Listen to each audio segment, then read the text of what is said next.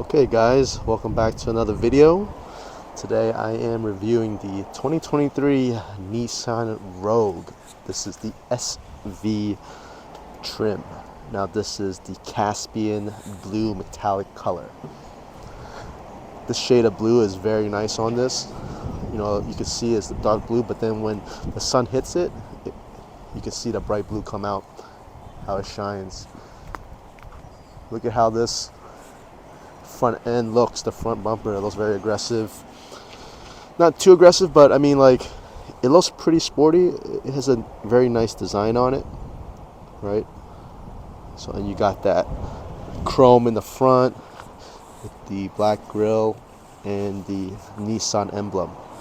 You got more vents on the bottom and side vents on the side. And let's check out the headlights when we unlock it. All right? And when we lock it.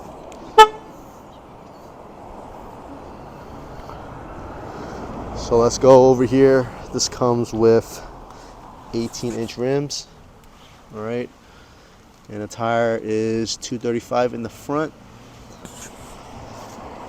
and throughout. Let's check out the side.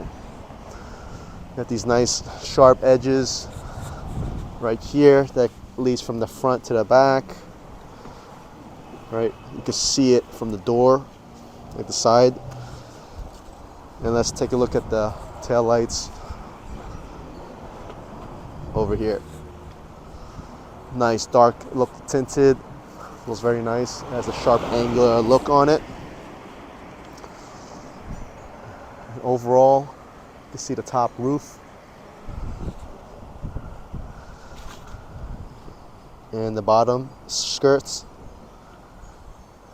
leading up to the front. You got these nice black accents, black and chrome accents on the side. That gives it a very nice tone to it, color contrast. Let me know what you guys think of the exterior. All right, let's take a look at the inside. Let's look at the door panel right here. You have that soft touch plastic here. And then here is your cloth and with your leather on the handle. And here is your door instrument controls. And when you come down here, here is a little storage for the bottle, your speaker. And let's go through the interior. This is the cloth seating.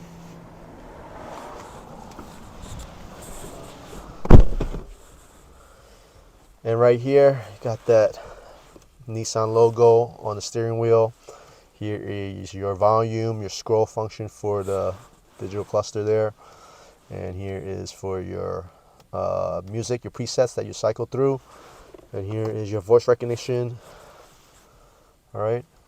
And then the steering wheel is wrapped with some leather or soft touch leather. Not the highest quality at all. The girth is kind of slim, but it'll do. You know, it's still comfy. I wish it had like certain areas that has a bigger grip. But overall, here's the dash. You got some nice leather over here, and then continue out through the top of the dashboard. The soft touch plastic, and then more leather. And you got this plastic panel here. And here is your 8-inch touchscreen or 9-inch, one or the other. I mean, like I said, I'm not a big fan of this. It looks cheap. It should be integrated, right? Now on the bottom, you'll have the analog controls for the temperature, right? The AC. And then you got the buttons for the fan. All right, let's start this up. Start button there. So you got the AC controls here, your defogger, your defroster, your rear, right? And then your fan speed and your circulation for inside. And here is your phone holder. You got a couple of USB chargers, all right, and your 12 volt. And here is your shifter. 2 cup holders, all right. Here is your D mode, which is your drive mode. You have 3 drive modes. You got sport, standard, and eco. And you come over here, you got your leather wrapped armrest, you know, big enough for the passenger and you. And then here is your storage. Pretty deep, actually. Look at that. Got some small little, maybe you could put your keys here or some other stuff, you know, maybe a little candy if you have a sweet tooth. Now, when we come up, you got the sunglass holder here, and your lights, and then here are your visors, right? Pretty standard. We got light here. And when you go to the passenger side, here is your cloth seating. To be honest with you, even though it's cloth, it's pretty comfy inside. Nothing to complain about. So let me know what you think about the interior. Obviously, you can upgrade it to leather if you wanted to. This is the base package on the SV trim, all right? So let me know what you guys think. And here you go. The sound quality is pretty good, right? It's not bad. It does come with Apple CarPlay and Android Auto, but I believe you have to plug in there. It's not wireless. If someone knows that's true, then let me know, because I've tried and it's not wireless, Apple CarPlay and stuff. So other than that, you know, it's very functional. It's simple. Look at the digital cluster. You know, you can scroll through just to show you different screens or settings, right? You scroll to there. You fuel economy. You know, your presets. You know, here's your digital speedometer, right? So pretty simple and basic. Nothing to rave against or about. Sorry, but it's quite comfy in here. You got your paddle shifters here and your stalks for your turn signal and your windshield wipers. Let me know what you think about the interior. Let's look at the rear. The side panels are the same configuration and material as the front to keep it one and the same. And let's come in. Very nice, spacious legroom and headroom over here. Right now, I am 5'9", and I have like 4 inches of headroom. And right now, the driving position was based on my preference. And right now, I have like 6 inches of room right here, which is spacious right here. And here's your simple vents and more chargers for the rear. And this one, for some reason, does not have any storage, but this one, the passenger seat, does have storage behind the seat. And when we come over here, here is the cloth seating continued throughout. Your grab handle, and you could put, there's a hanger for your clothing there. And over here, let's look at the center. Here's your basic cup holders, you know, cheap material because it's cloth. So, but like I said, you could upgrade it, pay a little bit more just to get the leather in here as an option. But it's quite spacious. You could sit 3 full-size grown adults, or you could possibly even squeeze, you know, 4 kids here.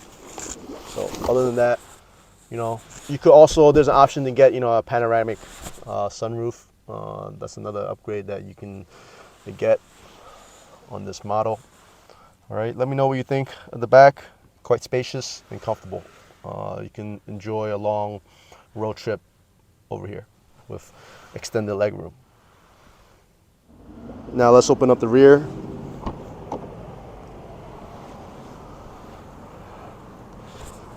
Look at this storage space here in the back. You could fit definitely 2 full-size luggage, or probably like 7 carry-on. You know, here's your little extra storage here on the sides. Below here is your spare tire. And other than that, you know, great room, great visibility. And let's give this a close. Let me know what you think. Okay guys, we're gonna take this baby for a spin. Now this car, this is a 1.5 liter 3-cylinder turbocharged engine. CVT, and it produces 201 horsepower and 225 pound-feet of torque. Now this mode over here, this trim here, this SV, or all the Rogues come with two different drivetrains. You have the front-wheel drive and the all-wheel drive. Now this one over here is the base front-wheel drive. And right now it is quite smooth. You know, right now I am driving in eco mode. Now let's bump it up to standard. And it's a very smooth drive.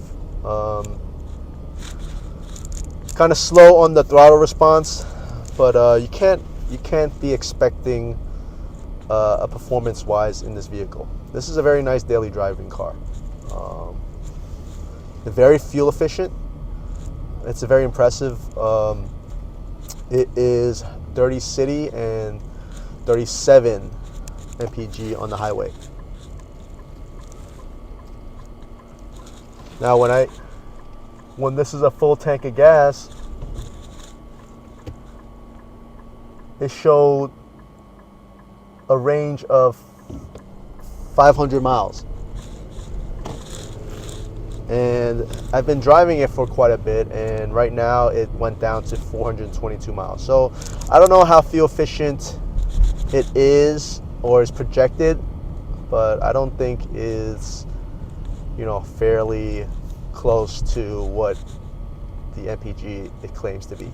But it's definitely over 30 miles, you know, per gallon. But like I said, this is a good daily driver. You know, it has all the basic functions here. The ride quality, I mean, the seats are comfortable, and you can't expect too much of it. It's a cheap car. You know, this car starts, well, at least the SV trim starts at close to 30,000. I think 29,000, and then if you want the all-wheel drive, it's gonna be 31,000. My preference is, obviously I would always opt for the all-wheel drive. You got more stability with that, more off-road stability with that, or any snow condition. Obviously, you know, I live in New York. That's always a must. I will always prefer that. However, you know, quite recently, a couple of years, these past previous years, it didn't snow that much, so I could get away with a rear-wheel drive car if we wanted to, which is it's an exciting part of it, you know. But don't count on it too much. Right now, this car in itself, let's switch it up to the sport mode, and we could utilize the manumatic or the paddle shifters. Let's see how, obviously the throttle response is much bigger, but even though the exhaust, the transmission, the engine sounds like it's working hard, trying to thrust you forward, but the power is simply just not there. You don't feel much. I mean, obviously there is a difference from driving sport than the eco mode and the standard mode, but it's not that quite of a difference. You know, I'm not too pleased with the performance, but when you buy this car, you get the nice comfortable room that you're looking for, but the performance is not there. You're not here to change lanes or accelerate or race people, because you're definitely gonna lose. That's the bottom line. So be careful when you're changing lanes, okay? You're gonna don't overestimate the power that this vehicle produces, because there's not much in it.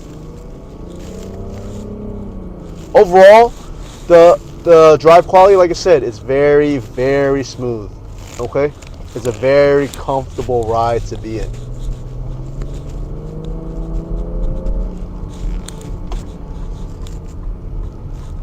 And the most important, you're getting this because it's fuel efficient. Okay. Right now, it's impressive. It's already, you know, over 400 miles you still have left here. And I've been through like probably close to 30 miles today that I drove, and it didn't even move from the full needle tank. Okay, that's impressive. And I was driving like probably a little bit over 80 miles per hour on the highway. So that's, like I said, it's really impressive. Other than that, it's very basic. And this concludes the driving impression. Okay, here are my final thoughts. And the quality in here is the basic. I'm not expecting much, and you shouldn't either. However, all the engines are the same, no matter what trim you get, no matter what model you get. Okay, the only difference is obviously the price and the comfortability, the material inside. You know, I would definitely opt to choose leather. Okay, if you can, if you're gonna actually purchase this car, just buy it with the leather. Okay, I would say get the SV mid-level trim or model, as you know, you can get all the technology you need, and also you can have and it's fairly cheap. The starting price is $29,000. All right, and I would say, depending where you live, get the all-wheel drive if you're in the cold area where you have snow. Other than that, the drive quality is nice. Like I said, it's a good daily driver. It's a cruiser for people to get from one place to the other, you know, comfortably. You don't have to worry about fuel economy. You don't have to worry about gassing up. You don't have to. The only thing you have to worry about is if you want to accelerate and change lanes to get in front of people, that's gonna pose a problem, because this is not a fast, responsive vehicle. Okay, so, and you will have to change all the settings to sport mode, and even use the paddle shifters just to make sure you want to be aggressively changing lanes and, you know, getting past slower traffic, you know. But other than that, it looks simplistic inside here. Everything's easy. You still got some analog buttons here, as far as, you know, the ventilation controls, and even on the dash.